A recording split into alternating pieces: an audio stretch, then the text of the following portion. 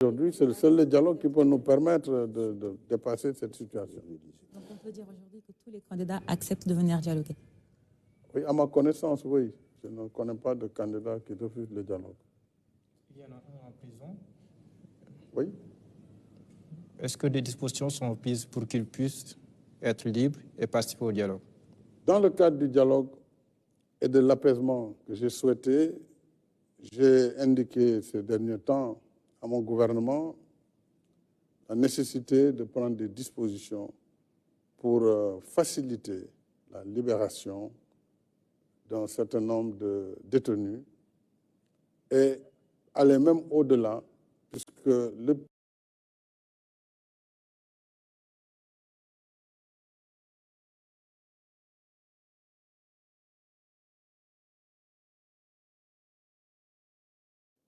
pays aujourd'hui, de voir notre pays poursuivre sa trajectoire d'émergence pour le bénéfice de nos populations. Donc on ne peut pas faire une émergence sans la paix et la stabilité.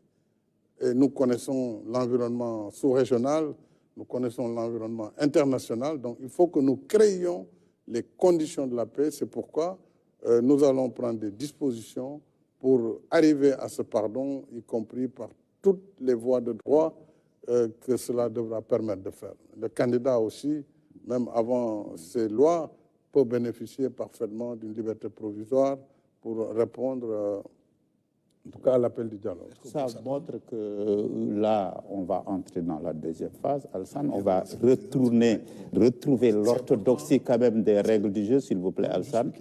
Donc, on aborde la deuxième question liée au dialogue, parce que déjà, chacun d'entre vous l'a abordé. Et je donne la parole à Yaham, c'est ça qu'on avait retenu ensemble. Et après, je vous donne la parole, Alassane. Monsieur le Président, parlant de dialogue, vous avez réaffirmé votre volonté d'y aller à nouveau.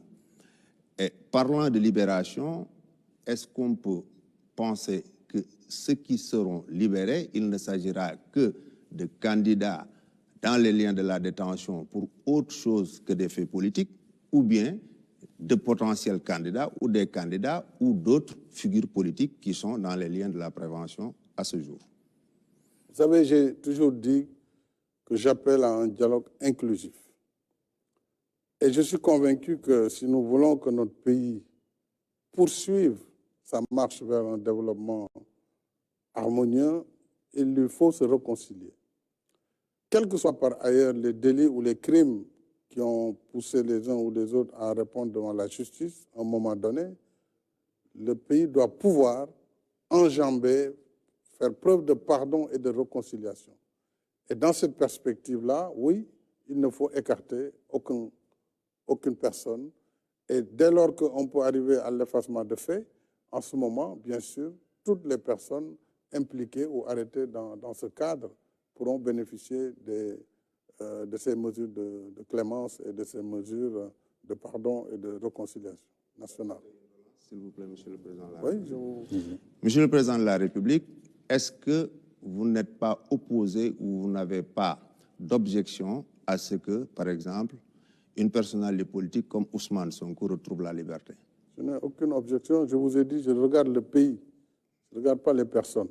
Ma responsabilité aujourd'hui, c'est d'être chef de l'État, d'être le garant de l'unité nationale. Au-delà des diversités politiques, des positions politiques ou politiciennes, il y a ce ciment sur lequel je dois veiller, le ciment de l'unité nationale, de l'intégrité du territoire national. Ça, c'est de ma responsabilité première. Si nous devons passer par une loi, et ce n'est pas la première fois au Sénégal, il y a eu plusieurs fois des lois d'amnistie, à chaque fois que des problèmes graves se sont passés, dans notre pays, il y a eu à un moment donné un moment de pardon et de réconciliation. Oui, si ça doit permettre d'éviter ce que nous vivons aujourd'hui. On nous apprend ça et là, chaque fois qu'il y a des manifestations, des morts, des jeunes qui perdent la vie. Nous devons éviter cela, préserver les vies humaines. Une seule vie préservée aujourd'hui vaut ses sacrifices. Donc il faut que chacun de nous s'élève au-delà des positions partisanes pour ne regarder que le Sénégal et son avenir, sa stabilité et sa sécurité. Oui, pour cela, je suis prêt à aller aussi loin pour que tous bénéficient de ce pardon et que le Sénégal aille vers ces élections de manière apaisée. Et que le meilleur gagne, parce que ce sera le choix souverain du peuple sénégalais. Alassane,